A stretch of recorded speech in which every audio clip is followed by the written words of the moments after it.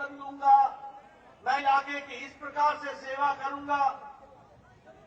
लेकिन आपने जब बीजेपी के कार्यकर्ताओं को सुना होगा, फिर चाहे रमेश बिंद हो, चाहे कौशलेंद्र हो, चाहे रवि किशन हो, चाहे विपुल दुबे हो, एनडीए के कार्यकर्ता जब भी मंच पर खड़ा होकर बोलता है तो वो हमेशा कहता है कि मैंने ये कहा था, ये मैंने किया है और अब जो हम कहेंगे वो करेंगे।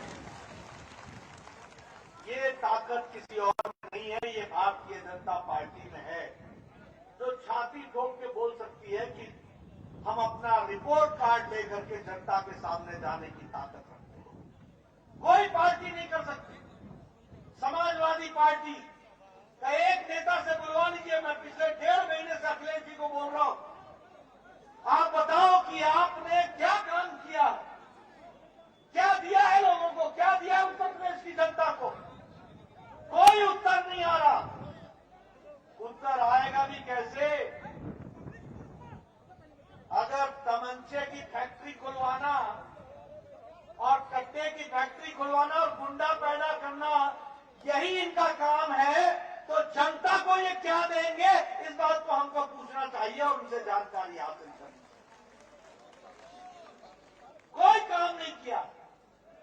जो काम हुए हैं वो योगी जी के टाइम पर हुए, वो मोदी जी के आशीर्वाद से हुए, और इस जगह की भी और उत्तर प्रदेश की भी, पूर्वांचल की और सारे उत्तर प्रदेश की अगर तस्वीर बदली है और तकदीर बदली है तो वो मोदी जी के आशीर्वाद से, योगी जी ने धरती पर ला करके किया है। इसको याद। हमारी पार्टी जो कहती है वो करती है।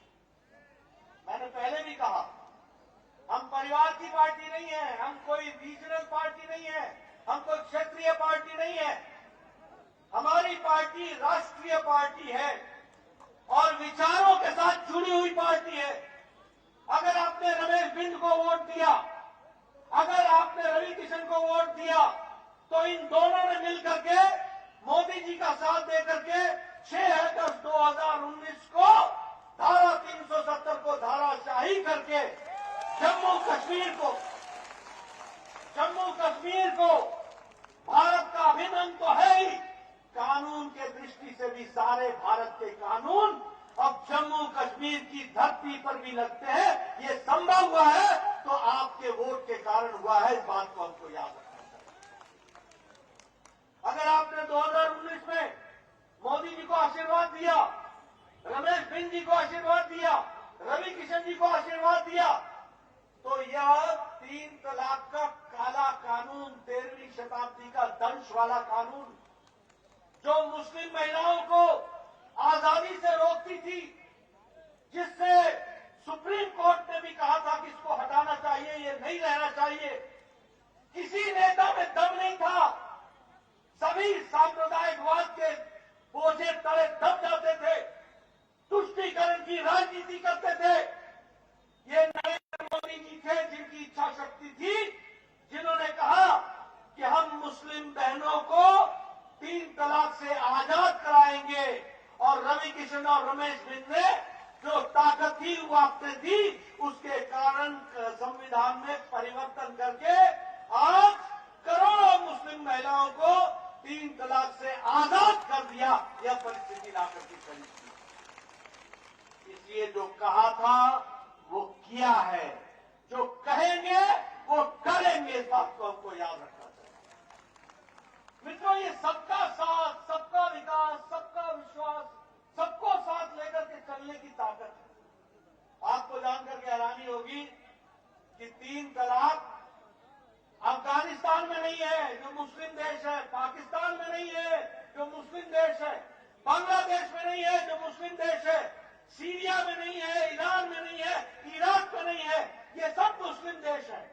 लेकिन हमारे भारत में 13वीं शताब्दी का काला कानून चल रहा था, और आपको जानकर के खुशी होगी कि पिछले 3 सालों में 3 तलाक की घटनाएं मुस्लिम समुदाय में 80% घट गई है।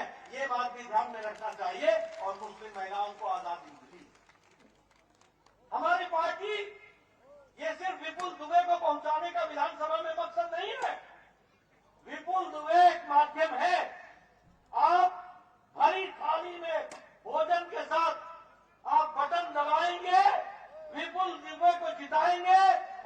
योगी जी के हाथ मजबूत करेगा और मोदी जी के काम पर मोहर लगाएगा, इस बात को हमको समझना चाहिए। हमारी पार्टी गांव, गरीब, वंचित, पीड़ित, शोषित, दलित समाज के अंतिम पायदान पर खड़ा व्यक्ति, हमारी माताएं बहनें, हमारे नौजवान साथी, हमारे किसान भाई, इनको मुख्य धारा में लाने का काम कोई करती है तो वो भारतीय जनता पार्टी एनडीए करती है, निषाद पार्टी करती है। जब हम कहते हैं कि थाली भरी हुई है तो ये भी ध्यान में रखना चाहिए, यही निषाद पार्टी को बताइए समाजवादी ने इसका दुरुपयोग किया था कि नहीं किया था? किया था कि नहीं किया था? धोखा दिया था कि नहीं दिया था? ये थाली को भरने का काम, भरी थाली सब्जी से, भोजन से, रोटी से, चावल से, भात से ये करने का काम किया तो मोदी जी की एनडीए की सरकार ने किया है, ये भी हमको याद रखना चाहिए। आज मुख्य धारा में निषाद पार्टी को शामिल करते हुए, राजा सुहेल देव जी की बात को संभालते हुए, निषाद राजा जी की बात को संभालते हुए आज मुख्य धारा में लाने का काम संकल्प के साथ कोई कर रहा है तो वो भारतीय जनता पार्टी कर रही है, इस बात को हमको समझना चाहिए। और इसीलिए मैं जब गांव गरीब बोलता हूं, आप बताइए ये जनधन खाता, अब मोदी जी ने जब जनधन खाता कहा था लोगों ने मजाक बनाया, ये चांदी के चम्मच के साथ पैदा हुए अखिलेश जी और राहुल जी, जिनको गरीबी मालूम नहीं है, इन्होंने मोदी जी की बात का मजाक उड़ाया। इनको मालूम ही नहीं था कि 130 करोड़ की जनता में 2.25 करोड़ लोग ही हैं जो बैंक का फायदा लेते हैं। कारण क्या था कि गरीब तो बैंक में जा ही नहीं सकता था क्योंकि उसके जेब में पैसा ही नहीं था कि वो उसका लाभ उठा सके, उसको गारंटर नहीं मिलता था, गारंटी देने वाला। मोदी जी ने कहा बिना पैसे के खाता हम खुलवाएंगे और तुम्हारा गारंटर नरेंद्र मोदी होगा, पैसा देने के लिए होगा, पैसा लेने के लिए नहीं। फर्क क्या आया? फर्क यह आया कि आज प्रधानमंत्री आवास योजना का पैसा, प्रधानमंत्री किसान सम्मान निधि का पैसा, बाकी सरकारी पैसे ये गरीब के खाते में सीधे जा रहे हैं और कोई दिवालिया बीच में नहीं है, कोई दलाल बीच में नहीं है, ये हमको समझना चाहिए। कोरोना के दौरान 20 करोड़ बहनों के खाते में 500-500 रुपए पहुंचाया। प्रधानमंत्री आवास योजना में 2.5 करोड़ लोगों को पूरे का पूरा पैसा प्रधानमंत्री आवास योजना में पहुंचाया। महिलाओं का सशक्तिकरण किया। जब मकान बना उसमें रसोई घर अलग, गैस का चूल्हा अलग, शौचालय अलग, रहने के लिए मकान अलग और घर का मालिक नहीं होगा, मालकिन होगी। महिला सशक्तिकरण किया, ये भी याद करना चाहिए। उसी तरीके से प्रधानमंत्री किसान सम्मान निधि, आज बहुत लोग किसान नेता बोलते हैं, अपने से ही अपनी डफली बजाते हैं कि ये है किसान नेता। ये कांग्रेस पार्टी 10 साल बाद बोलती थी कि मैं तुम्हारा कर्जा माफ करूंगा, न मध्य प्रदेश में किया न राजस्थान में किया, कोई कर्जा माफ नहीं किया, झूठ बोला, लोगों को गुमराह किया और कितना कर्जा होता था 57,000 करोड़ रुपए, कितने में? 10 साल बाद। और मोदी जी ने 10 करोड़ 50 लाख किसानों के खाते में हर 3 महीना पर 2,000 पहुंचाया है कि नहीं पहुंचाया है? पहुंचाया कि नहीं पहुंचाया है? 2.25 लाख करोड़ रुपए भेज करके 10 किस्तों में 2,000 रुपए हर 3 महीने पर पहुंचाया है और उसके साथ विकास की योजना को जोड़ा है। इसलिए और अगर मैं बात करूं आवास योजना की, तो आवास योजना में अगर देश में 2.5 करोड़ घर बने हैं तो मुझे खुशी है कि ज्ञानपुर में भी 20,000 घर बने हैं 5 सालों के अंदर। ये याद करना चाहिए, 20,000 घर बने और विकास की एक नई कहानी को आगे बढ़ाया है। एक दृष्टि से इसी को आगे बढ़ाने का काम किया। आयुष्मान भारत, मुझे मोदी जी ने स्वास्थ्य मंत्री बनाया था, मैं गौरव के साथ कह सकता हूं। आप बताइए आज से 7 साल 8 साल पहले अगर किसी के गरीब के घर में कैंसर हो जाए तो उसकी जमीन बिक जाती थी कि नहीं बिकती थी? घर बिकता था कि नहीं बिकता था? और ये रवि किशन और रमेश बिंद ये प्रधानमंत्री के पास जाते थे कि इसका ऑपरेशन होना है, 1 लाख दे दीजिए, 1.5 लाख दे दीजिए। आज मोदी जी ने 130 करोड़ की जनता में 50 करोड़ की जनता को, लगभग 40% की आबादी को 5 लाख रुपए का हर साल गंभीर बीमारी के इलाज के लिए पैसा देने का व्यवस्था की। आपको जानकर खुशी होगी कि 50 करोड़ लोग अब मोदी जी का आयुष्मान भारत का गोल्डन कार्ड पॉकेट में लेकर के चलते हैं और इलाज के लिए 5 लाख रुपए की व्यवस्था। और कौन लोग हैं ये गरीब लोग हैं, जाति के आधार पर नहीं है, काम के आधार पर है। 5 तरीके के लोग हैं, रिक्शा वाला, ठेला वाला, रेहड़ी वाला, फेड़ी वाला, सब्जी वाला, हमारे गरीब जो कूड़ेदान से प्लास्टिक उठाता है वो, बाल काटने वाला, हमारे लिफ्टमैन, हमारा वेटर, हमारा बेरा जो बर्तन उठाता है, ऐसे गरीब आदमियों को बाय प्रोफेशन काम जो करता है उसके माध्यम से ऐसे 50 करोड़ लोगों को 5 लाख रुपए का मोदी जी ने दुनिया का सबसे बड़ा गंभीर बीमारी से लड़ने के इलाज की व्यवस्था की है, ये याद रखना चाहिए। उसी तरीके से मित्रों, हम अगर स्वच्छ भारत की बात करें, ये जो हम इज्जत घर बना रहे हैं, कितने घर बने हैं? 11 करोड़ घर। इसका मतलब आजादी के 70 साल बाद मोदी जी का लोगों ने इंतजार किया और 130 करोड़ की जनता में 11 करोड़ घर ऐसे थे।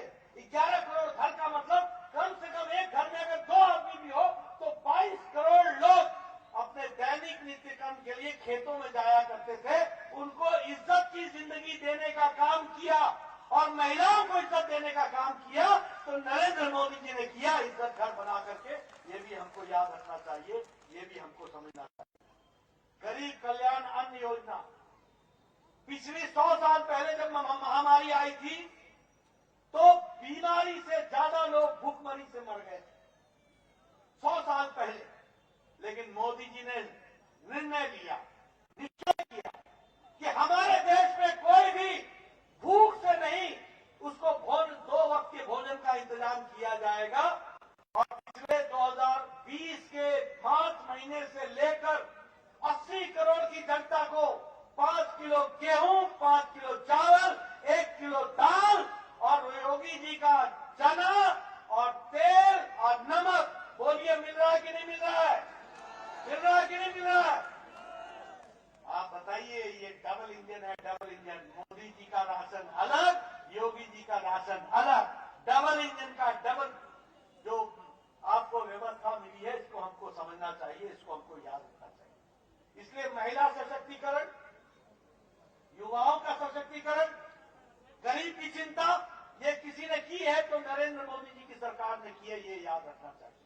मित्रों, मैं यहां आया हूं, आप बताइए ज्ञानपुर में मेडिकल कॉलेज का काम चल रहा है कि नहीं चल रहा है? मेडिकल कॉलेज का काम चल रहा है कि नहीं चल रहा है? मैं स्वास्थ्य मंत्री था 2014 में, उत्तर प्रदेश की जनसंख्या 22-23 करोड़ थी और आपके पास 15 मेडिकल कॉलेज थे, सिर्फ 15 मेडिकल कॉलेज।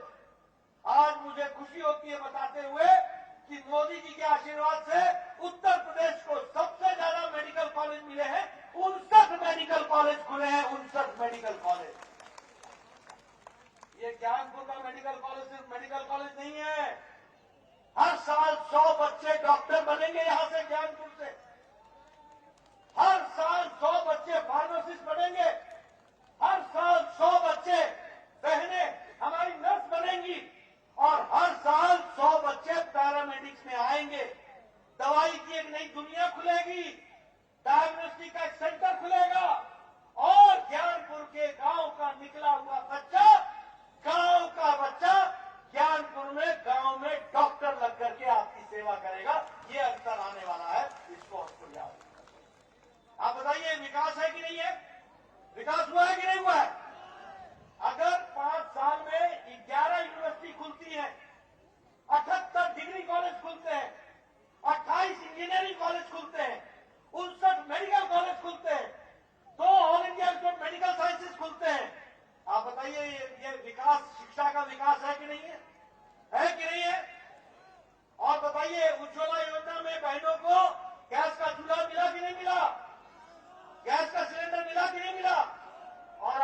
विपुल दुबे को भेजिएगा। बहनों को होली और दिवाली में 2 सिलेंडर त्योहार का मुफ्त मिलेगा, इसको भी आप याद रखिए। आप बताइए, सड़कों का जाल बिछाए कि नहीं बिछाए? सड़कों का जाल बिछाए कि नहीं? ये हाईवे बना कि नहीं बना?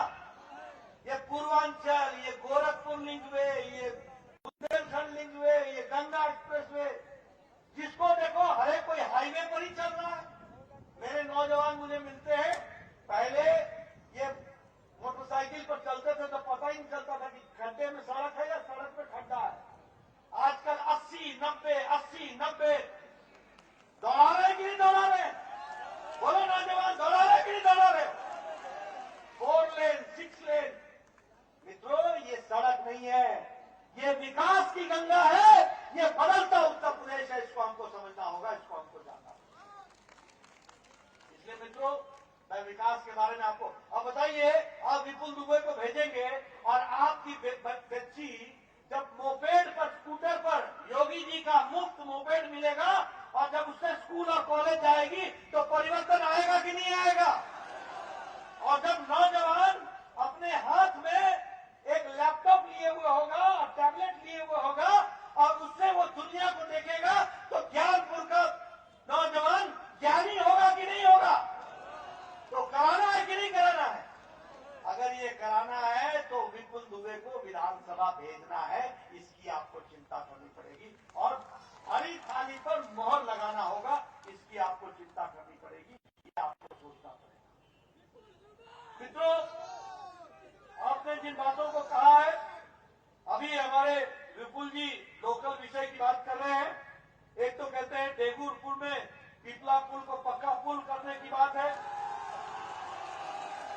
और सीतामढ़ी में तहसील की बात है। अब बताइए, अब मैं चुनाव के बंधन में बंधा हूं तो यहां से तो कुछ नहीं बोल सकता, लेकिन इतना जरूर बोल सकता हूं कि ये मोदी जी और योगी जी का राज आया है तो जो बोलते हैं वो करते हैं, तो आगे भी जैसे होगा वैसे होगा, आप चिंता मत कीजिए। लेकिन हम यही बोल सकते हैं कि आशा है तो वो भी विपुल से है, आशा है तो वो भी योगी जी से है, और पूरा करेंगे तो मोदी जी पूरा करेंगे। इस बात को हमको याद रखना चाहिए, इसको हमको करेंगे। मित्रों, फिर चाहे वो फ्लाईओवर का कंस्ट्रक्शन गोपीगंज का हो, फिर चाहे वो कम्युनिटी टॉयलेट बनाने का विषय हो, चाहे वो ओवरब्रिज बनने का कंस्ट्रक्शन का विषय हो। बताइए, गंगा पर कंस्ट्रक्शन का काम मिर्जापुर से रामपुर को जोड़ने का शुरू हो रहा है कि नहीं हो रहा है? हो रहा है कि नहीं शुरू? तो उसको करना हो तो उसका लाइसेंस विपुल दुबे है, याद रखिएगा, इसको हमको आगे बढ़ाना है। इसलिए मित्रों, चाहे जनता का सशक्तिकरण हो, चाहे इलाके का विकास हो, ये विकास का काम भारतीय जनता पार्टी कर सकती है। लेकिन मैं यहां पर इससे ज्यादा आपसे मांगने आया। मित्रों, आज उत्तर प्रदेश आर्थिक जगत में 7वें नंबर से उठकर के दूसरे नंबर पर योगी जी ने 5 साल में पहुंचाया है। और एक बार विपुल को भेजोगे तो पहले नंबर पर उत्तर प्रदेश उत्तम प्रदेश बन जाएगा। करना है कि नहीं करना है? करना है कि नहीं करना है? अगर ये विकास करना है, अगर ये तस्वीर और तकदीर बदलनी है, तो एक बात ध्यान रखना कि उत्तर प्रदेश का कानून व्यवस्था बरकरार रखने की जरूरत है। आप बताइए, अखिलेश जी के जमाने में माफिया राज था कि नहीं था? माफिया राज था कि नहीं था? आपके इलाके में भी माफिया थे कि नहीं थे? मैं नाम नहीं लूंगा, लेकिन आजकल हाथ जोड़ करके प्रत्याशी बन के घूम रहे हैं। मालूम है ना इनका भी रिकॉर्ड? मालूम है ना? ऐसे लोगों को भेजोगे? ये इनकी वंशावली ऐसी है भैया, ऊपर से शुरू करोगे तो नीचे तक। अभी मेरे से समाजवादी पार्टी के एक व्यक्ति ने कहा कि समाजवादी पार्टी के लोग गुंडे हैं। मैंने कहा ये तो बड़ा हल्का शब्द इस्तेमाल कर दिया। समाजवादी और गुंडा, ये तो पर्यायवाची है, एक ही शब्द के 2 मतलब है। समाजवादी कार्यकर्ता हो और गुंडा ना हो, ये संभव ही नहीं है। ये तो दोनों मिले हुए हैं, एक ही चीज है भैया। और कहने के लिए नहीं कह रहा हूं। आप बताइए, अखिलेश जी के राज्य में अतीक अहमद दंदनाता था कि नहीं दंदनाता था? बोलो, दंदनाता था कि नहीं दंदनाता था? ये आजम खान दंदनाता था कि नहीं दंदनाता था? आप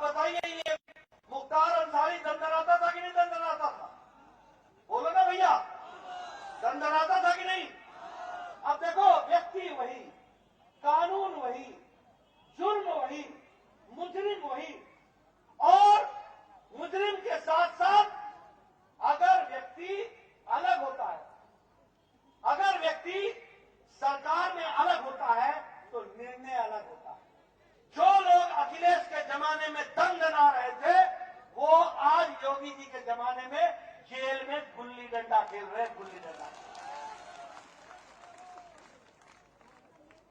इसलिए आपको मैं बताऊं मुजफ्फरनगर का दंगा हुआ था कि नहीं हुआ था? बताइए, अखिलेश के जमाने में 200 दंगे हुए थे कि नहीं हुए थे? और योगी जी के टाइम पर एक भी दंगा नहीं हुआ है, एक भी दंगा नहीं हुआ है।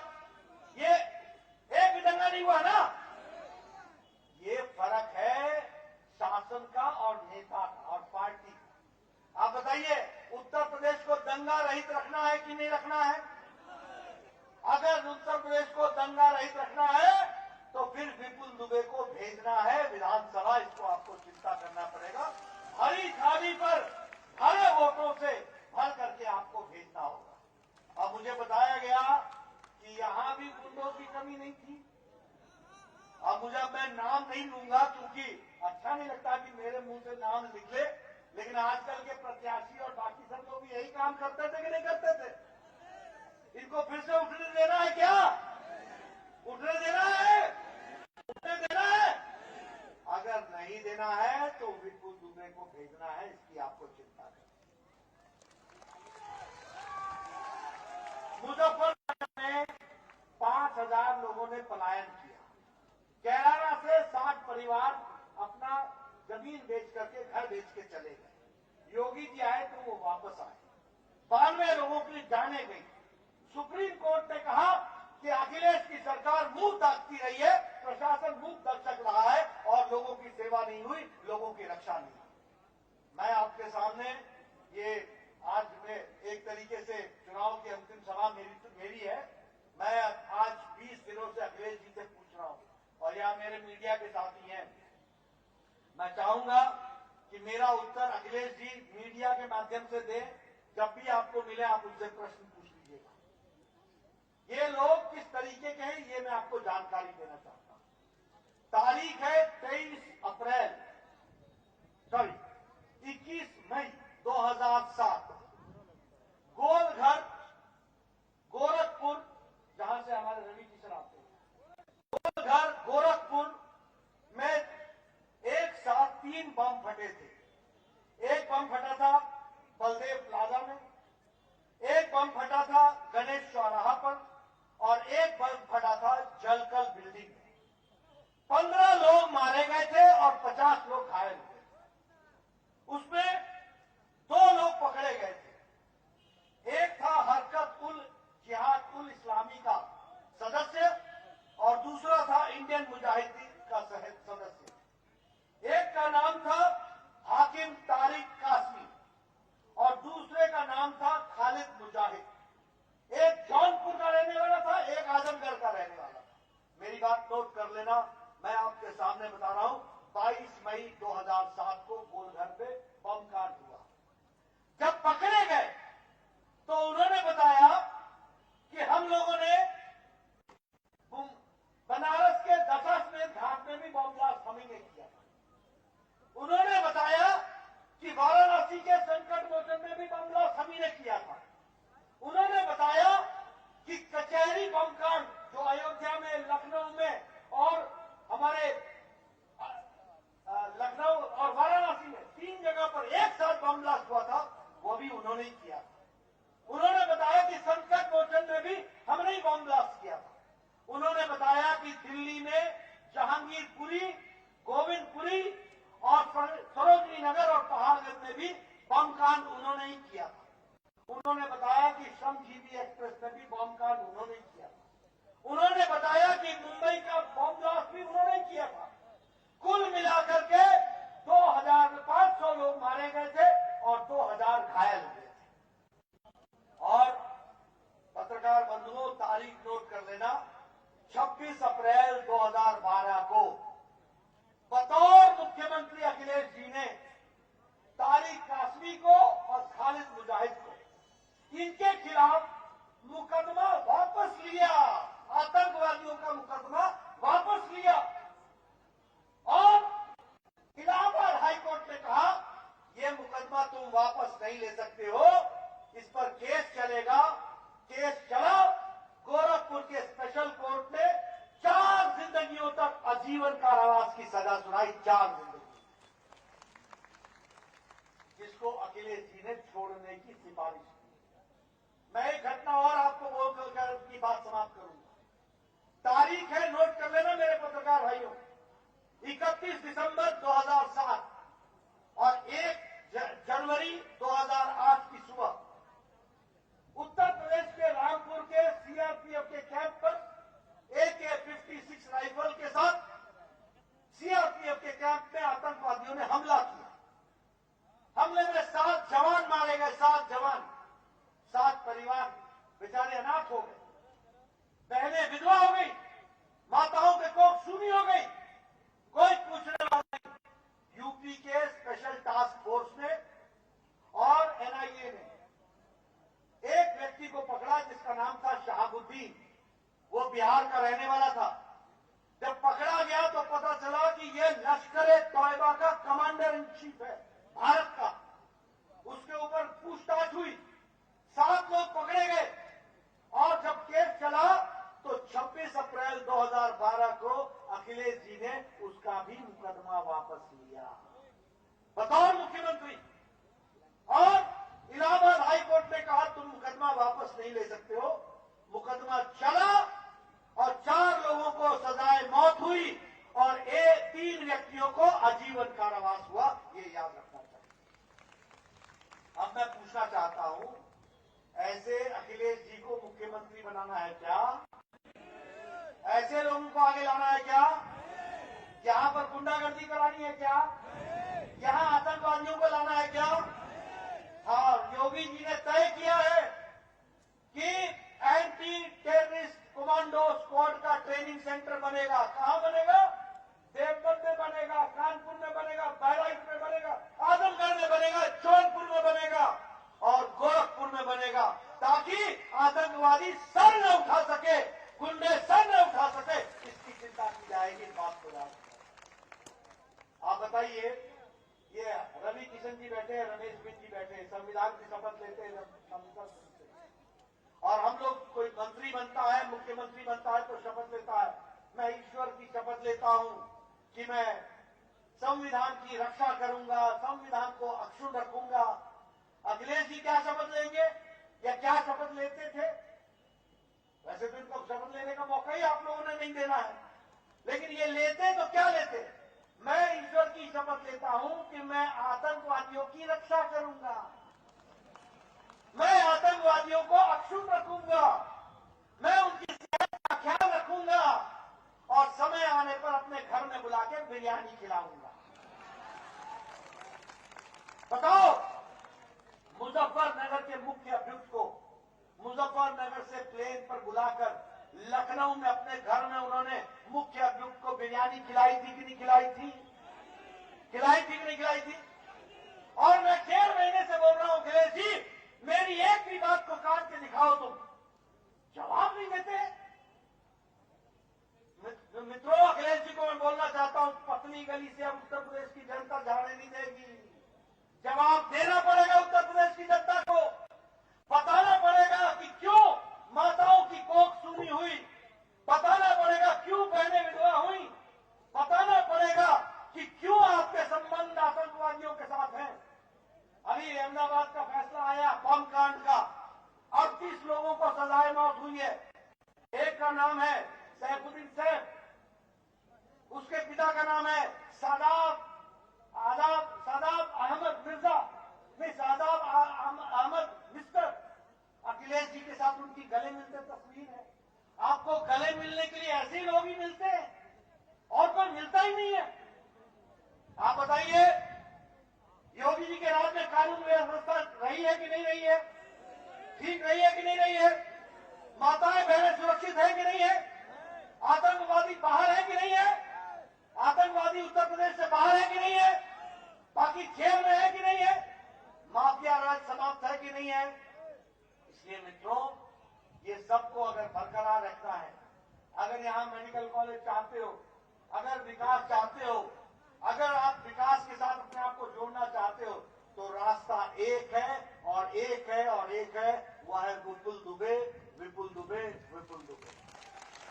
ये हमारा नौजवान, इसको आप सेवा करेगा, ज्ञानपुर का ज्ञान बढ़ाएगा, ज्ञानपुर को मुख्य धारा में लाएगा, सड़कें बनेंगी, विकास होगा, बहनें आगे बढ़ेंगी और गरीबी जो गरीबी थी उससे दूर तो हो ही चुके आप, और आगे हम आगे बढ़ेंगे, आपका सशक्तिकरण करेंगे, मोदी जी के राज में आगे बढ़ेंगे, योगी जी की ताकत आपको धरती पर मिलेगी। आपने मेरी बात सुनी, आपका बहुत बहुत धन्यवाद।